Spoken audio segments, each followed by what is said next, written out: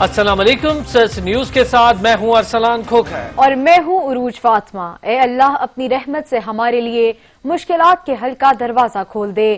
محمد وآل محمد صلی اللہ علیہ وآلہ وسلم کے وسیلے سے ہمیں ہر قسم کی وبا اور آفات سے محفوظ فرما۔ آمین ثم آمین۔ بلیٹن کا آغاز کریں۔ چاند کے بعد پاکستان ٹیلی ویژن فواد چودھری کے نشانے پر آ گیا۔ ٹویٹر پر پیغام میں کہا، غیر ملکی مواد قومی ٹی وی کے لیے زہر قاتل ہے، اپنی پروڈکشن کو ترقی دینے کے لیے کوشش کرنی چاہیے۔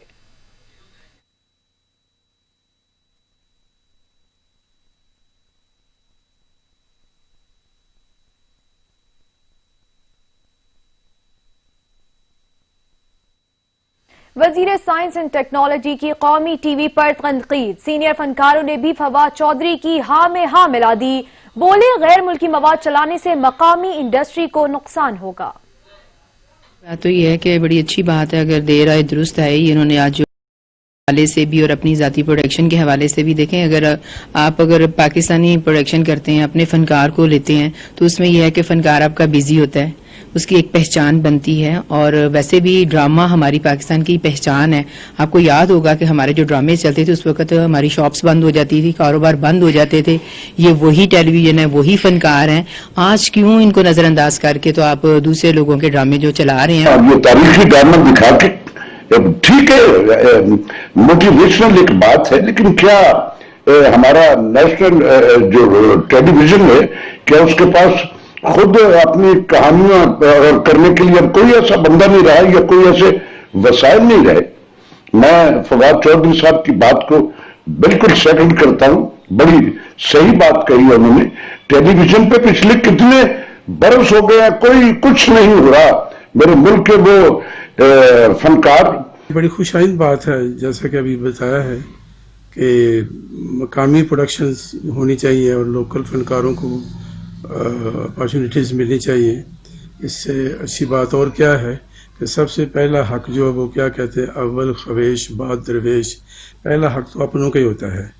اور اگر حکومت اس بارے میں سوچ رہی ہے کہ جتنے بھی مقامی فنکار ہیں یا پروڈکشن ہاؤسز ہیں ان کو مواقع دیے جائیں تو یہ بہت اچھی بات ہے۔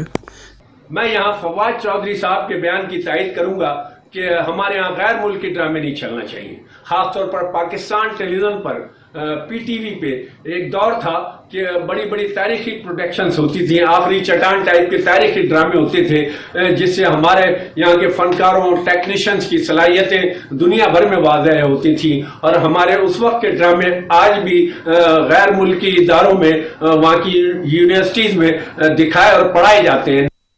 محکمہ تعلیم کا 1 جون سے وفاقی تعلیمی اداروں کے نان ٹیچنگ سٹاف کو حاضری یقینی بنانے کی ہدایت کر دی گئی ہے۔ تمام تعلیمی اداروں کے سربراہان صفائی کے ذمہ دار ہوں گے۔ علمدار بلوچ ہمارے ساتھ موجود ہے۔ علمدار، بتائیے گا کہ وفاقی تعلیمی اداروں میں نان ٹیچنگ سٹاف کی حاضری کو یقینی بنانے کی ہدایت کی گئی ہے؟ جی بالکل ارسلان، اس حوالے سے وفاقی نظامت تعلیمات اسلام آباد کے زیر تمام تقریباً 423 تعلیمی ادارے ایسے ہیں جن کے سربراہان کو جو ہدایت جاری کی گئی ہے کہ وہ 1 جون سے جو ہے اپنے اداروں میں حاضری کو جو ہے وہ یقینی بنائیں۔ اس حوالے سے جو ہدایات جاری کی گئی ہیں اس کے مطابق جو انتظامی دفاتر ہیں ان کو کھولنے کا جو ہے وہ فیصلہ کیا گیا ہے، کیونکہ کرونا وبا کی وجہ سے تقریباً پچھلے 2 سے 2.5 ماہ سے جو ہے وہ تمام دفاتر جو ہے وہ بند تھے۔ تو اب یہ فیصلہ کیا گیا ہے کہ جو انتظامی جو امور ہیں ان کو دیکھنے کے لیے اس عملے کو جو غیر تدریسی عملہ ہے اس کی حاضری کو جو ہے وہ لازمی قرار دیا گیا ہے۔ اس کے ساتھ ساتھ ہدایات یہ بھی دی گئی ہیں کہ جتنے بھی اداروں کو جو ہے وہ صاف ستھرائی رکھنے کے حوالے سے بھی انتظامات کیے جائیں، جو بھی حفاظتی اقدامات ہیں کرونا سے بچاؤ کے حوالے سے وہ بھی کیا جائے، تاکہ جو لوگ آئیں گے غیر تدریسی عملہ آئے تو وہ بھی کرونا کی وبا سے بھی محفوظ رہے، اور جو انتظامی امور ہے ان کو بھی جو ہے وہ چلایا جا سکے۔ جی بہت شکریہ علمدار۔ پنجاب میں لاک ڈاؤن کے بعد پہلی بار ایم بی بی ایس اور بی ڈی ایس کے ضمنی امتحانات کل سے شروع ہوں گے۔ امتحانات کے لیے ایس او پی بھی جاری کیا گیا۔ بھر میں کورونا وبا پھیلنے کے پیش نظر مارچ سے تعلیمی سرگرمیاں معطل کر دی گئی تھیں اور لاک ڈاؤن نافذ کر دیا گیا تھا۔ تاہم اب صبح پنجاب میں لاک ڈاؤن کے بعد پہلی بار میڈیکل کے ضمنی امتحانات لینے کا اعلان کر دیا گیا ہے۔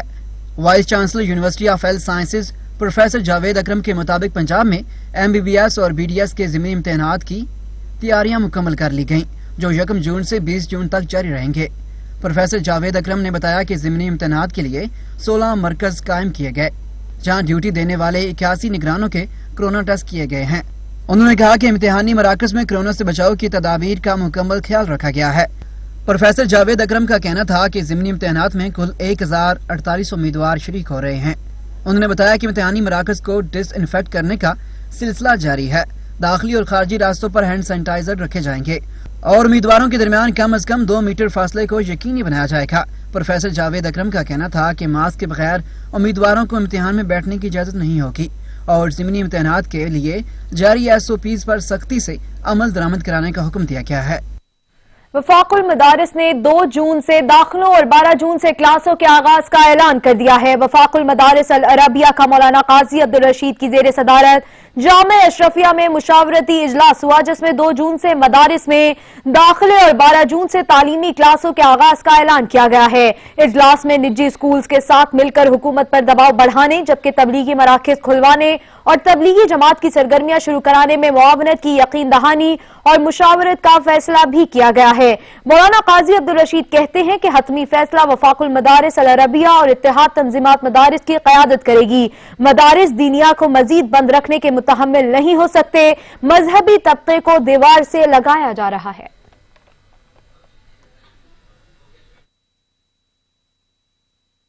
तर्जुमान सिंध हुकूमत मुर्तजा वहाब ने लॉकडाउन में सख्ती और दुकानों की बंदिश की तरदीद कर दी। कहते हैं जो भी फैसला होगा वो वफाकी हुकूमत की मुशावरत से होगा। अवाम हुकूमत के ऐलान तक अफवाहों पर कान न धरें। कुछ रोज से सोशल मीडिया पर यह तासुर दिया जा रहा है कि जैसे हुकूमत एक बार फिर सख्त लॉकडाउन की तरफ जा रही है और ये कि दुकानों को बंद कर दिया जाएगा, जिसकी वजह से पिछले 2-3 रोज में ये देखने को आया है कि लोगों ने बाज़ारों का बड़े पैमाने पर रुख किया और जो ज़रूरी अशियाँ हैं उसको ख़रीदने की कोशिश की और एक पैनिक की सिचुएशन आई। मैं इस तासुर की तरदीद करना चाहूँगा कि फ़िलहाल कोई फ़ैसला सख्त लॉकडाउन के हवाले से नहीं किया गया। वफाकी हुकूमत की मशावरत के बाद ये फ़ैसला किया जाएगा। इसलिए मैं लोगों से गुजारिश करना चाहूँगा कि जो ज़रूरी अशिया है उसके हवाले से पैनिक करने की कोई ज़रूरत नहीं है। अलबत्ता अगर पैनिक करना है तो कोरोना वायरस के हवाले से करें। अगर पैनिक आपको करना है तो कोरोना वायरस के जो बढ़ते हुए पेशेंट्स हैं उनके हवाले से कीजिए।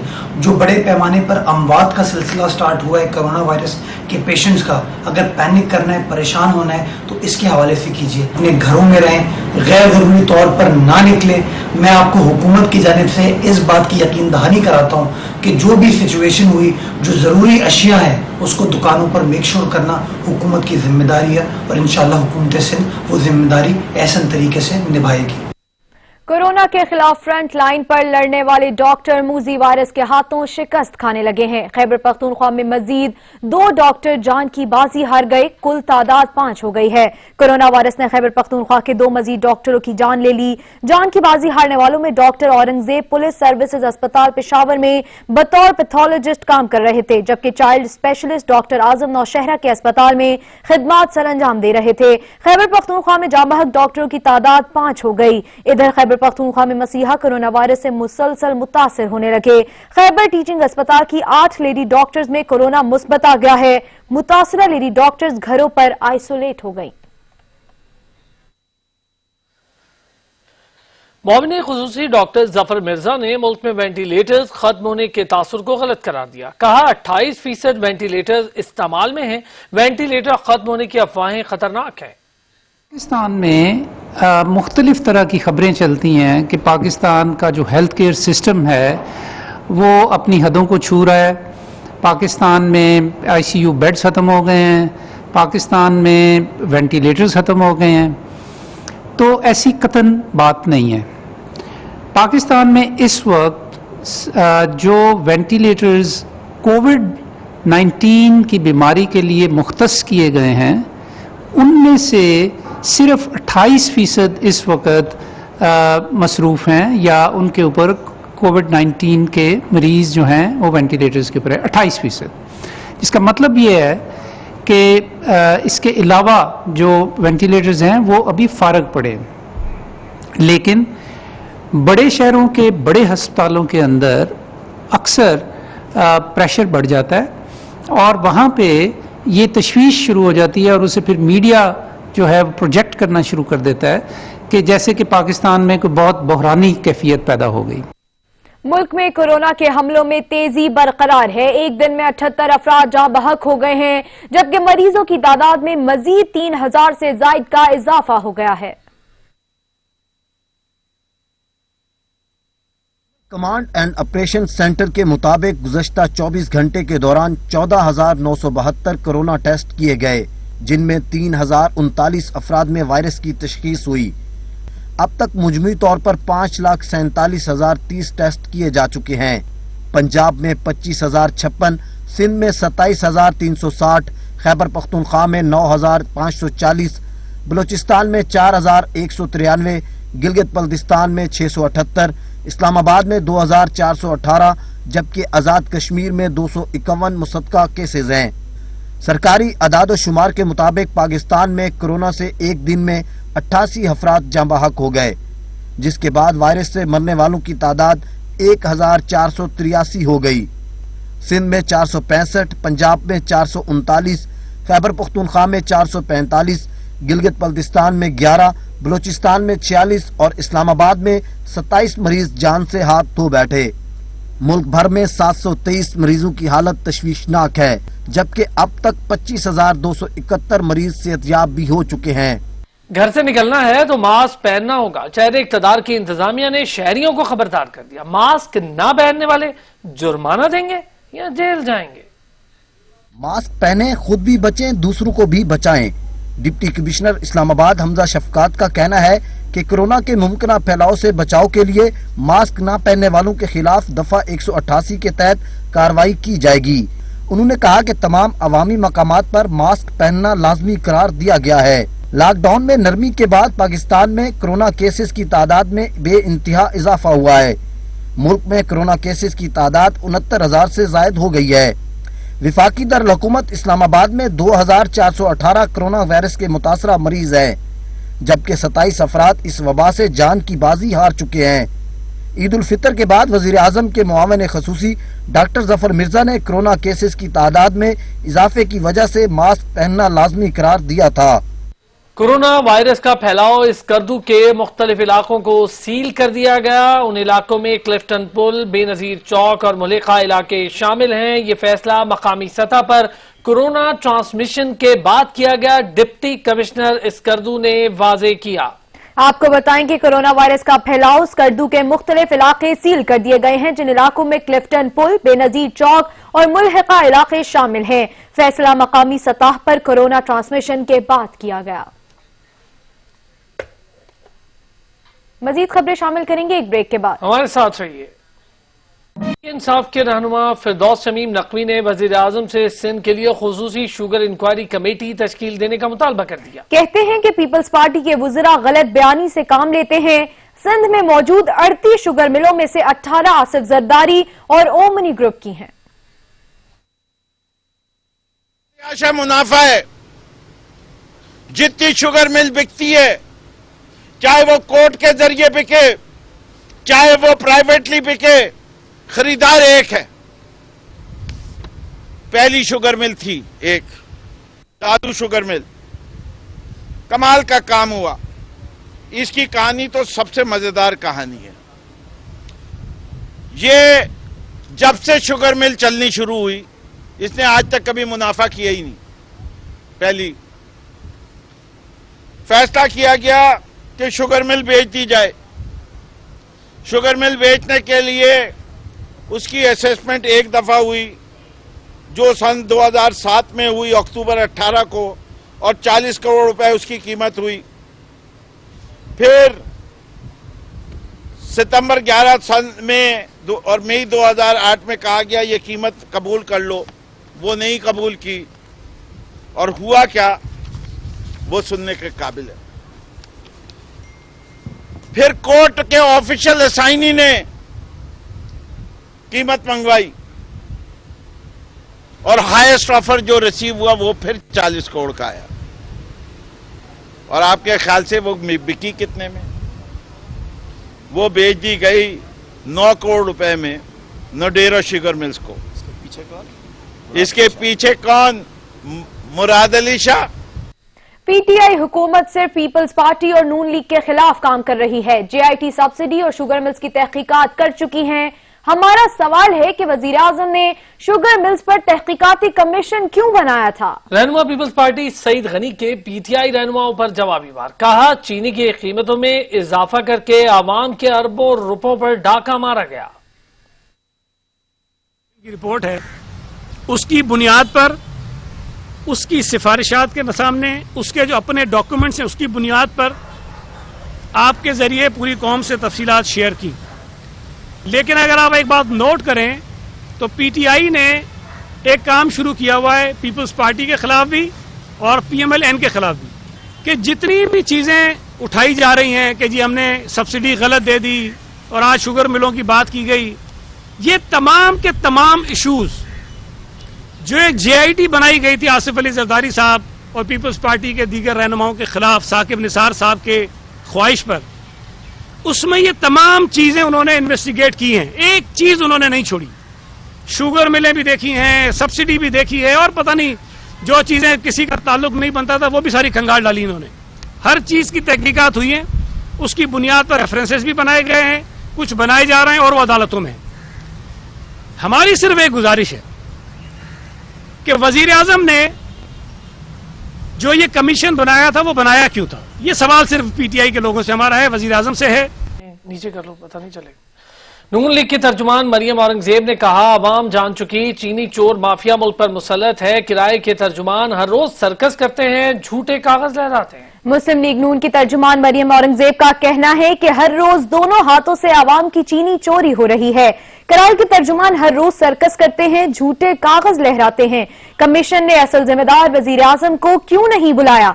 मरियम औरंगजेब का मजीद कहना था कि कमीशन की रिपोर्ट अधूरी है, असल जिम्मेदारों को बचाया गया। रिपोर्ट्स पब्लिक करने से मुतालिक कानून साजी नून लीग दौर में हुई। मौजूदा हुकूमत क्रेडिट क्यों ले रही है? शहबाज शरीफ ने पंजाब में 1 रुपए की सब्सिडी नहीं दी। शहबाज शरीफ ने गन्ने की कीमत कम और किसानों की हक तलफी नहीं होने दी।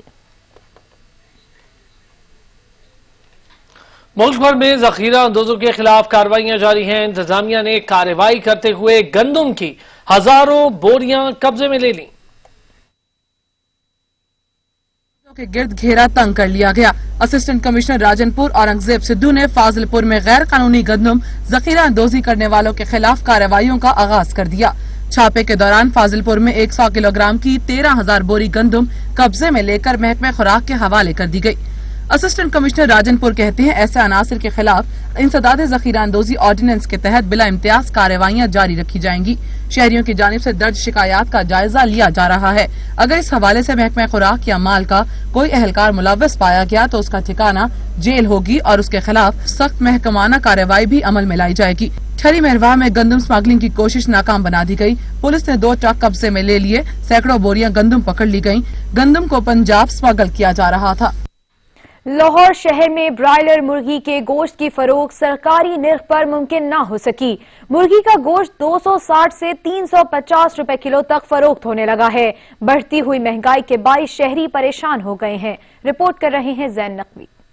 शहर में मुर्गी की कीमत की परवाज थम न सकी और आज भी मुर्गी का गोश्त 350 रुपए फी किलो में ही फरोख्त हो रहा है, जबकि सरकारी निर्खनामे के मुताबिक मुर्गी के गोश्त की कीमत 260 रुपए फी किलो मुकर्रर की गई है। लाहौर शहर में मुर्गी का गोश्त सरकारी निर्खनामे के मुताबिक आज भी फरोख्त न हो सका। कीमत में कमी की बजाय मार्केट में महंगा फरोख्त जारी है। गवर्नमेंट ने 260 रुपए रेट लगाया हुआ है, कोई 300 बेच रहा है, कोई 320, कोई 350 बेच रहा है। पीछे से सस्ता लाके यहाँ पे और रेट बढ़ा देते हैं। एक तो पीछे मुनाफाखोर बैठे हुए हैं, ऊपर से यहाँ पे आके मुनाफाखोरी शुरू कर देते हैं। शहर में मुर्गी का गोश्त 260 से 350 रुपए फी किलो तक फरोख्त हो रहा है। छोटा और वजन में हल्का ब्रायलर 260 रुपए फी किलो में ही फरोख्त किया जा रहा है। पार्ट्स में मुर्गी का गोश्त 350 रुपए फी किलो हो गया। बोनलेस गोश्त 450 रुपए फी किलो में फरोख्त हो रहा है। दुकानदार कहते हैं कि हुकूमत को चाहिए कि फार्मर्स के खिलाफ कार्रवाई की जाए ताकि हम भी सस्ता गोश्त खरीद सके। गवर्नमेंट को चाहिए ना कि फार्मर जेडे ब्रोकर ने वड्डे वड्डे ये उन्होंने जाके फड़न, वो आ जाते हैं निक्के दे आके निक्की दुकाना वाले ने फाड़ लेंदे ने।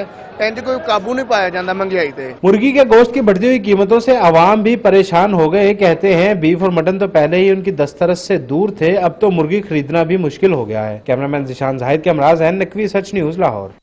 ایئربس کمپنی کے فرانسیسی ماہرین نے PIA طیارہ حادثے کے شواہد اکٹھے کر لیے. بلیک باکس اور کیبن ڈیٹا ریکارڈر کی ڈی کوڈنگ 2 جون سے شروع کی جائے گی. ٹیم آج شام فرانس روانہ ہونے کا امکان ہے. فرانس کی ایئربس کمپنی کی 11 رکنی تحقیقاتی ٹیم نے PIA طیارہ حادثے کی تحقیقات مکمل کر لی.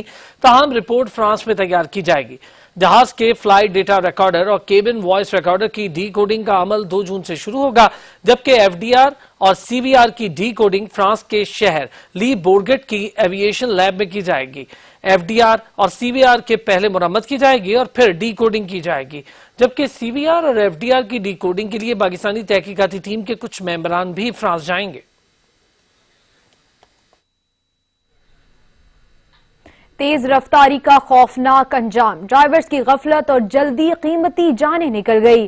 خانیوال میں ہولناک ٹریفک حادثہ 7 جانیں لے گیا. شیخوپورہ میں مسافر وین الٹنے سے 5 افراد جان سے چلے گئے. دیپال پور میں بس الٹنے سے 27 افراد زخمی ہو گئے.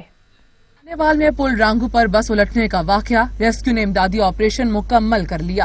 حادثے میں کئی جانیں چلی گئیں جبکہ 30 سے زائد زخمی ہو گئے. THQ اسپتال کبیروالا میں ایمرجنسی نافذ کر دی گئی. تشویشناک حالت کے حامل مریضوں کو نشتر اسپتال منتقل کر دیا گیا. مسافر بس موٹر سائیکل سوار کو بچاتے الٹ گئی. وزیر اعلیٰ پنجاب عثمان بزدار نے بس حادثے میں قیمتی انسانی جانوں کے ضیاع پر دکھ اور افسوس کا اظہار کیا اور کمشنر ملتان سے حادثے کی رپورٹ طلب کر لی. شیخوپورہ میں سیالکوٹ موٹر وے پر مسافر وین الٹ گئی. 5 افراد جاں بحق جبکہ 10 شدید زخمی ہو گئے. جاں بحق ہونے والوں میں 3 خواتین اور 2 بچے شامل ہیں.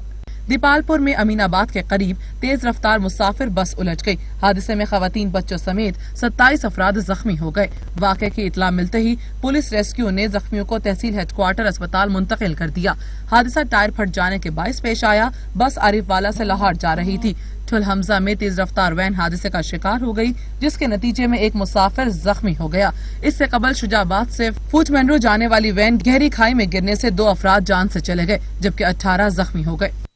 ٹڈی دل کی الغار سے 52 اضلاع کی تیار فصلوں میں تباہی پھیل گئی. ملک میں غذائی بحران سر اٹھانے کا خطرہ ہے. بلوچستان ٹڈی دل سے سب سے زیادہ متاثر ہونے والا صوبہ ہے. ترجمان NDMA کا کہنا ہے کہ بلوچستان کے 31، خیبر پختونخوا میں 10، پنجاب میں 5 اور سندھ کے 6 اضلاع ٹڈی دل سے متاثر ہیں. ٹڈیوں سے متاثرہ علاقوں کا سروے اور کنٹرول آپریشن جاری ہے. ملک میں 1102 ٹیمیں آپریشن میں حصہ لے رہی ہیں. 24 گھنٹے میں 3,63,000 ہیکٹر رقبے کا سروے ہوا. 4900 ہیکٹر رقبے کا ٹڈی مار ادویات سے ٹریٹمنٹ کیا گیا. بلوچستان میں 3200 ہیکٹر رقبے پر سپرے ہو چکا ہے. ترجمان NDMA کے مطابق پنجاب میں 200 ہیکٹر پر سپرے کیا گیا. خیبر پختونخوا میں 800 ہیکٹر کے رقبے کی ٹریٹمنٹ کی گئی. سندھ میں گزشتہ روز 700 ہیکٹر رقبہ ٹریٹ کیا گیا جبکہ مزید اقدامات کا سلسلہ جاری ہے. ملک میں مجموعی طور پر 4,92,000 ہیکٹر رقبے پر سپرے کا عمل مکمل کیا جا چکا ہے. بلوچستان کے مختلف شہروں میں ٹڈیوں نے تیار پھلوں پر حملہ کر دیا جس سے سبی، لورالائی، غزدار میں موجود تیار فصلیں تباہ ہو رہی ہیں. اور اب بات کریں موسم کی بدلتی رتوں کی تو پنجاب سمیت ملک کے بیشتر علاقوں میں مزید بارش کا امکان ہے جس سے گرمی مزید کم ہو جائے گی. کراچی میں بھی مطلع جزوی طور پر ابر آلود رہے گا جبکہ مقبوضہ کشمیر میں بھی بادل برسیں گے. سری نگر میں بھی بارش کا امکان ہے. محکمہ موسمیات کے مطابق پنجاب، اسلام آباد، خیبر پختونخوا، شمال مشرقی بلوچستان، کشمیر اور گلگت بلتستان میں غیر معمولی آندھی اور گرج چمک کے ساتھ بارش کا امکان ہے. اس دوران بعض مقامات پر موسلادھار بارش اور ژالہ باری بھی ہو سکتی ہے. چاول اور کپاس کی کاشت کے علاقوں لاہور، شیخوپورہ، حافظ آباد، فیصل آباد، گجرانوالا، سیالکوٹ، نارووال، گجرات، ملتان، DG خان، راجن پور، بہاولپور، خانپور اور رحیم یار خان میں بھی آئندہ 24 گھنٹوں کے دوران آندھی اور گرج چمک کے ساتھ بارش کا امکان ہے جبکہ بعض علاقوں میں ژالہ باری کی بھی توقع ہے. ادھر مقبوضہ کشمیر میں بھی بادل برسیں گے. سری نگر اور جموں میں بھی بارش کا امکان ہے. اننت ناگ میں زیادہ سے زیادہ درجہ حرارت 18، بڈگام 14، سری نگر 17 اور جموں میں 28 رہے گا. مزید خبریں ہوں گی ایک بریک کے بعد. ہمارے ساتھ رہیے گا. کورونا کے باعث گزشتہ 2.5 ماہ سے بند مسجد اقصی کو نمازیوں کے لیے کھول دیا گیا. نماز کی ادائیگی کے لیے آنے والوں کو احتیاطی تدابیر پر عمل درآمد کی ہدایات کی گئی ہیں. مسجد اقصی کو 2.5 ماہ کے کورونا لاک ڈاؤن کے بعد نمازیوں اور سیاحوں کے لیے کھول دیا گیا ہے. مسلمانوں کی تیسرے بڑے مقدس مقام کو رواں سال پہلی بار ماہ رمضان میں بند رکھا گیا تھا اور مسلمان اس سال ماہ مقدس میں قبلہ اول میں عبادت سے محروم رہے تھے۔ قبلہ اول میں عید کی نماز بھی نہیں ہو سکی تھی۔ مسجد کے کھلنے پر سینکڑوں لوگ نماز فجر کے لیے مسجد پہنچے۔ اسلامک وقف کونسل کی جانب سے کورونا کے پھیلاؤ میں کمی کا جائزہ لینے کے بعد مسجد کو کھولنے کا فیصلہ کیا گیا ہے۔ تاہم کونسل نے فیصلہ کیا ہے کہ مسجد آنے والوں کے لیے ماسک پہننا اور دیگر حفاظتی تدابیر اختیار کرنا لازم ہوگا تاکہ یہ وائرس مزید نہ پھیل سکے۔ دعائیں قبول ہوئیں، مرجھائے چہرے کھل اٹھے، اہل ایمان خوشی سے جھوم اٹھے۔ مسجد نبوی کو نمازیوں کے لیے کھول دیا گیا۔ در نبی پر پڑا رہوں گا۔ 2 ماہ کی التجائیں اور مناجات رنگ لے آئیں۔ عالم اسلام کو بڑی خوشخبری مل گئی۔ در حبیب صلی اللہ علیہ وآلہ وسلم کی حاضری کی اجازت دوبارہ مل گئی۔ اعلان سنتے ہی بڑی تعداد میں اہل ایمان در نبی پر جبین نیاز جھکانے کی خاطر دیوانہ وار پہنچ گئے۔ سماجی فاصلے اور احتیاطی تدابیر کے ساتھ نمازوں کی ادائیگی کی۔ اللہ تعالیٰ کے حضور گڑ گڑا کر ملک وبا کے خاتمے کی دعائیں کی۔ مسجد نبوی کی انتظامیہ کا کہنا ہے کہ ابتدائی طور پر نمازیوں کو محدود تعداد میں مسجد میں داخلے کی اجازت دی گئی ہے۔ مجموعی گنجائش سے صرف 40% افراد نماز ادا کر سکیں گے۔ فرائض و عبادات کی ادائیگی کے لیے حرم شریف نئے توسیع حصے اور بیرونی صحن کو مختص کیا گیا ہے۔ 15 سال سے کم عمر بچے اور بیمار افراد گھروں میں ہی نماز ادا کریں گے۔ ہر نماز کے بعد مسجد نبوی میں جراثیم کش سپرے بھی کیا جا رہا ہے۔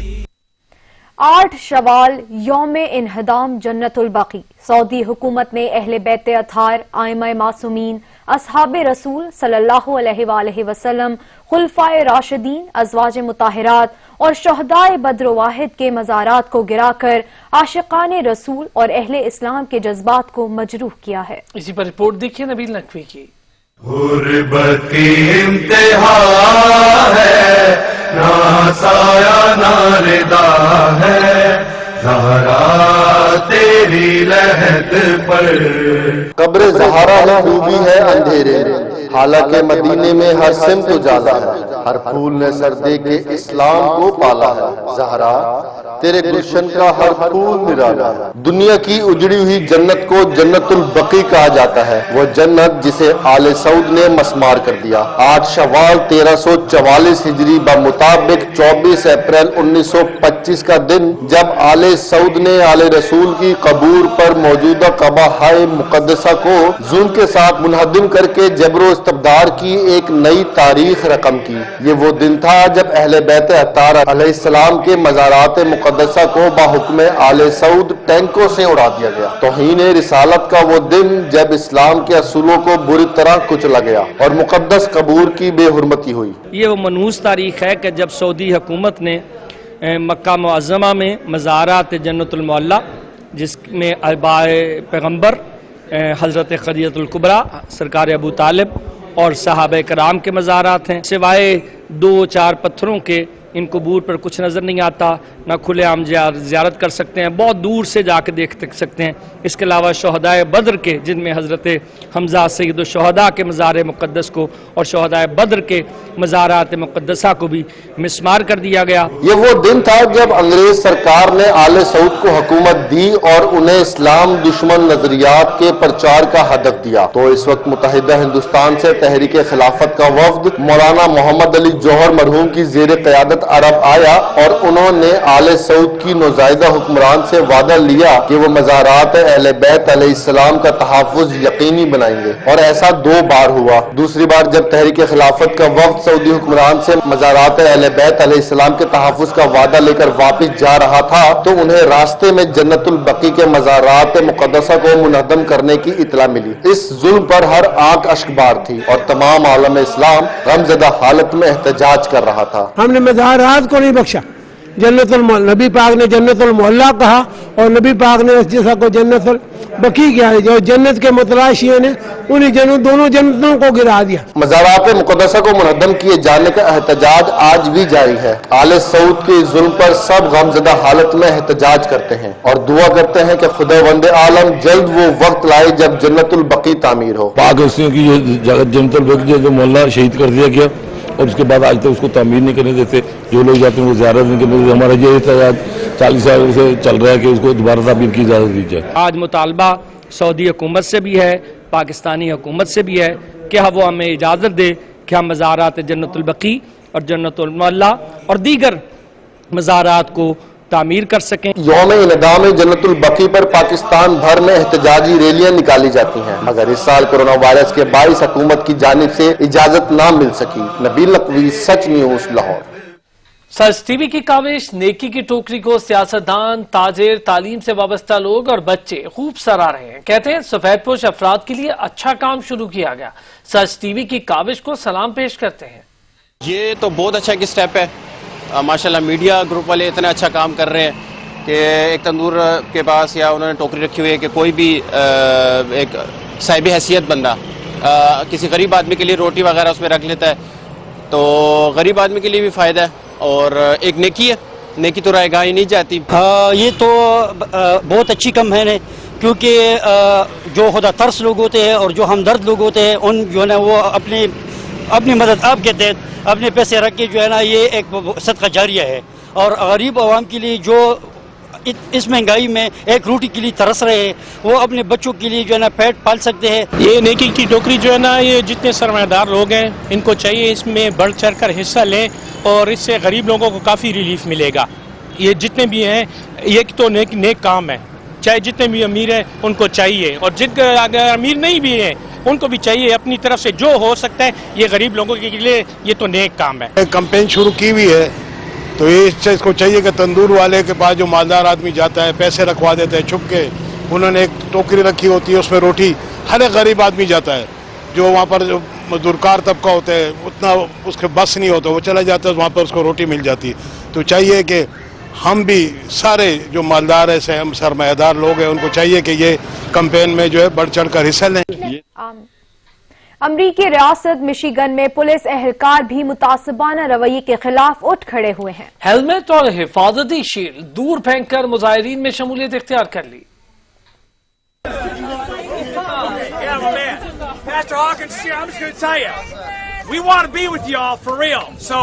I took my helmet off and laid the batons down.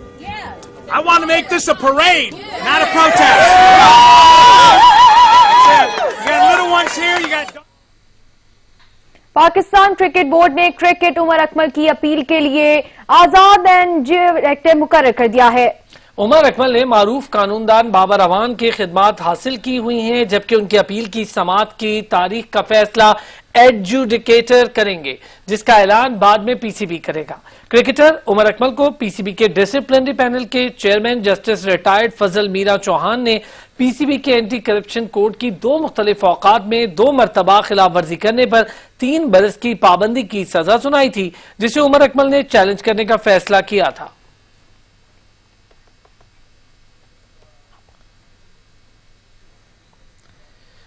Bulletin میں اب تک کے لیے اتنا ہی. دیکھتے رہیے سچ نیوز.